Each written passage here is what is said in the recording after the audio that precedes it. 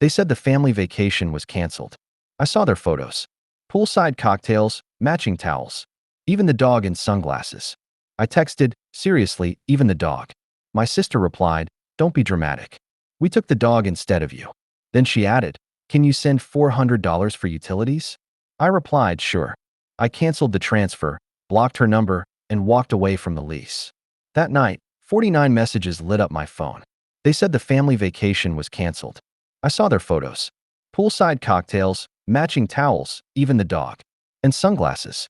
I texted, seriously, even the dog? My sister's reply came instantly. Don't be dramatic. We took the dog instead of you.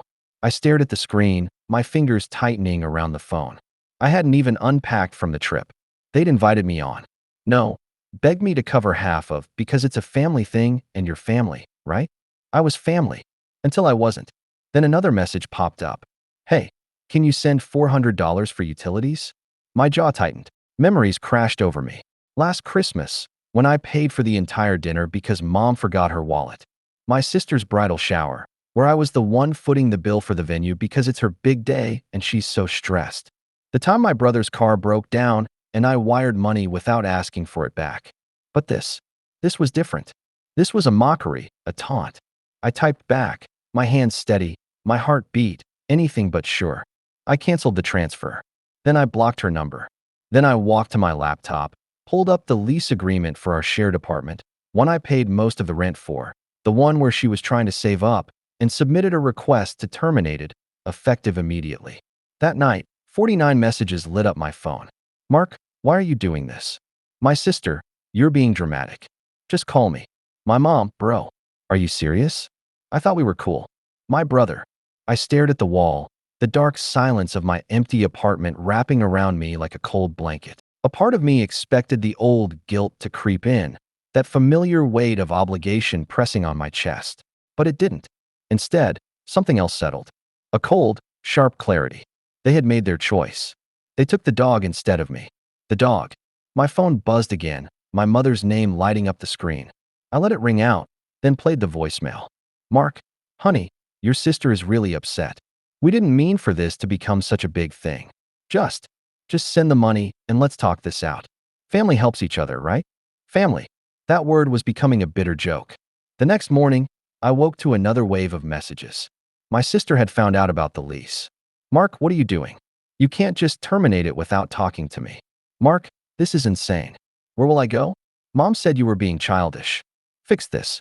I set the phone down, made myself coffee, and stared at the empty chair across the table. For the first time, I didn't feel like the bad guy. I didn't feel guilty.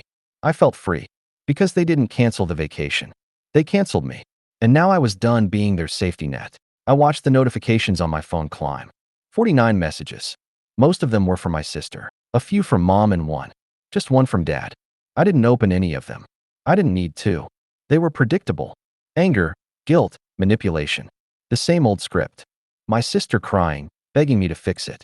Mom, her voice stripping with disappointment, saying I was overreacting. Dad's single text call me. Let's sort this out. Sort this out. Like they'd sorted me out of the family vacation. Like they'd sorted my name off the lease and put the dog in my place. I tossed my phone on the kitchen counter, the glow of the screen a bitter reminder of every sacrifice I'd made for them. And for what? To be replaced by a dog in sunglasses? But even now, part of me wanted to explain myself, to text them back, to hear them say I was being silly, to believe, even for a second, that they cared. But I didn't.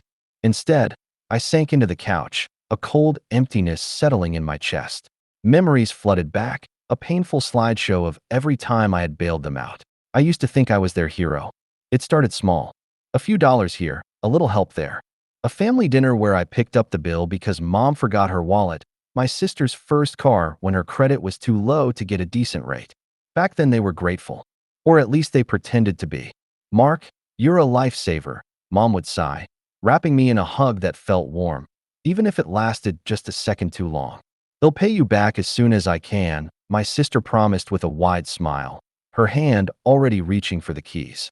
But the repayments never came. The gratitude faded. The request grew. I became the go-to solution.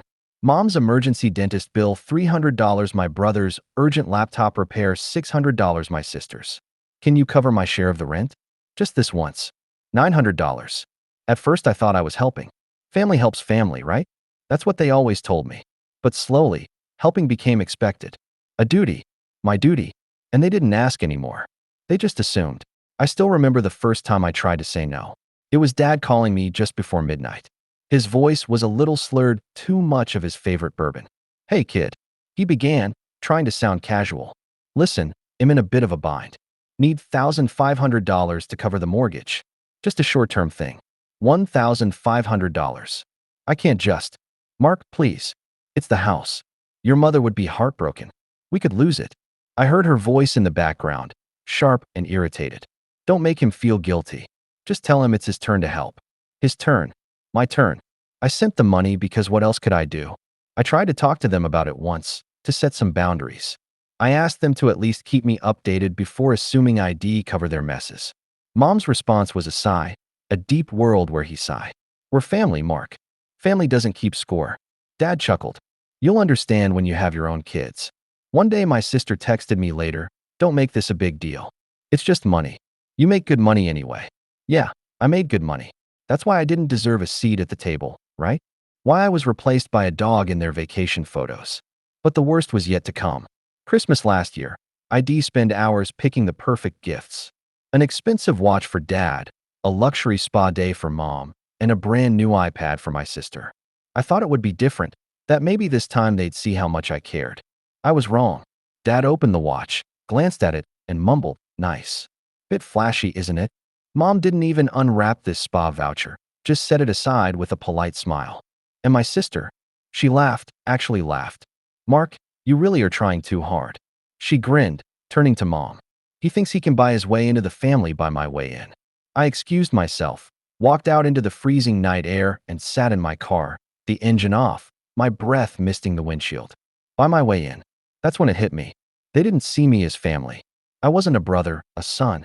I was an ATM with a heartbeat. The final straw came a month later. My sister's wedding.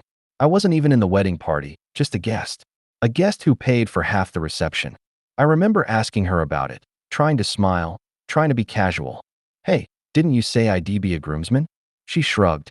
Yeah, but we were tied on numbers. I thought you'd understand. Tied on numbers, but not on my wallet. They were tied on everything except how much they could take from me. And then the vacation, the final insult. The family trip I paid for half of, only to be cut out at the last minute. The photos of them laughing by the pool, the dog lounging in the sun, his little sunglasses reflecting the sky. They chose the dog over me. I wasn't family. I was a convenience. But that was over. I reached for my phone, the screen still littered with missed messages. I deleted them all without reading. Then I opened my bank app, pulled up the recurring transfers ID set up for Mom, for Dad, for my sister. Canceled, canceled, canceled. Then ID logged into my email and typed a brief message to the landlord.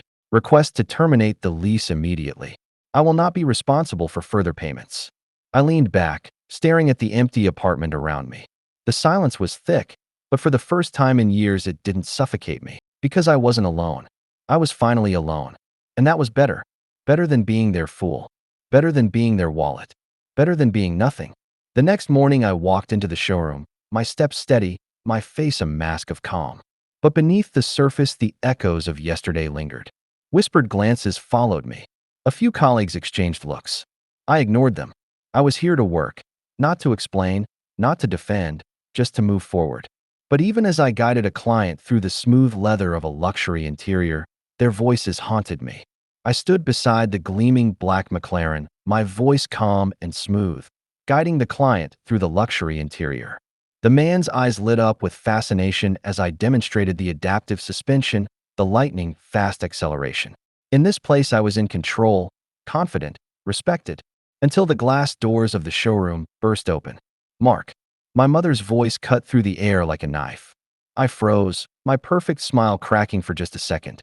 I turned and there they were, my mother, red-faced and teary-eyed, my sister trailing behind, wiping her eyes, and my father storming in with a scowl like thunder. #8, they said the family vacation was canceled. I saw their photos, poolside, cocktails, matching towels, even the dog in sunglasses. I texted seriously. Even the dog? My sister replied, don't be dramatic. We took the dog instead of you." Then she added, "Can you send $100 for utilities?" I replied, "Sure." I canceled the transfer, blocked her number, and walked away from the lease.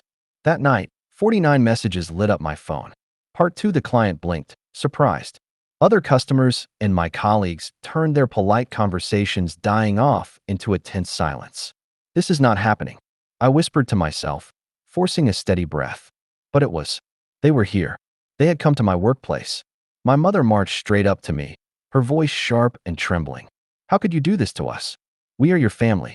"Mom, this is not the place." I tried to whisper, stepping in front of the McLaren, trying to shield the scene from the client. "No," she screamed, her voice breaking. "You don't get to walk away. You blocked your sister, canceled the lease, and left us with nothing. My sister's turn now. You abandoned us, Mark. We are struggling because of you." Her face was streaked with makeup, tears smudged into black streaks. Dad stepped forward, his voice a growl. "We raised you, fed you, gave you everything, and this is how you repay us?" I felt my jaw clench, the heat rising in my chest, but I kept my voice low. "We can discuss this somewhere else. Not here." But they didn't care. "Somewhere else." My mother shrieked when Mark, "You won't answer our calls, won't text back, won't even talk to your sister. You're punishing us for." "For what? For asking for help? For being a family?" A few customers began to pull out their phones, whispering to each other. I saw one of my colleagues staring at me, wide-eyed. "Please just step outside," I begged, the calm in my voice starting to crack. But my sister wasn't done. "You've always thought you were better than us, didn't you? Just because you have a good job, just because you make more money, you think you're above us?" My father's voice was like steel. "You've really disappointed us, Mark. We should have never relied on you." And something snapped. I stepped forward, my voice rising, the professionalism ID clung to, crumbling. "Relied on me? Relied on me? You didn't rely on me. You used me. I wasn't family to you. I was a wallet with legs." My mother gasped, her hand flying to her mouth. My sister shook her head, her tears turning to anger. "How dare you? We are your family." "Family?" I laughed, the sound cold and sharp, like on that vacation. "The one you took without me. The one where you took the dog instead." My father's face twisted in confusion. "That's not the point, Mark." "Oh, it's exactly the point," I shouted, and I felt the whole showroom staring, phones recording. "I didn't care anymore. You took my money, time, my kindness, and you laughed at me behind my back. You didn't just forget about me. You replaced me. We needed your help." My mother cried. "We needed you, Mark. We still do. You need me because you can't stand on your own. I paid for your bills, your dinners, your trips, your lies. I sacrificed for you, and you turned me into your joke." My sister's voice was a desperate "Whe now, Mark. Please, not like this. Don't do this here. Just please, just help us. You know we don't mean it." I laughed again, bitter and raw. "You don't mean it. That's the problem, isn't it? You never mean anything except when it comes to my money." My manager finally stepped forward, his voice of forced calm. "Sir, is there a problem?" I turned to him, breathing hard, trying to force a smile. "Not anymore. They were just leaving." But my father stepped between me and the manager, his voice a low, venomous growl. "Don't you dare turn your back on us, boy. You owe us." I leaned in, letting the rage twist my voice into ice. "I owe you. I've given you everything, and you took it without a second thought. But that's over." I looked at my mother, her eyes desperate, her cheeks stained with tears. "You said family doesn't keep score, remember? Well, maybe that's because I'm the only one who ever paid the price." My sister tried one last time, reaching for my arm. "Please, Mark, just one last time. Help us." I stepped back one last time. "No, the account is closed." My father raised a hand as if to grab me, but I didn't even flinch. "Touch me, and we're done forever." Silence. Thick, suffocating silence. My mother's sobs were the only sound. My father's jaw tightened, and he turned, grabbing her by the arm. "Come on, let's go." My sister glared at me, her tear-filled eyes twisting with hatred. "You'll regret this. You will." They stormed out. The glass doors is swinging shut behind them.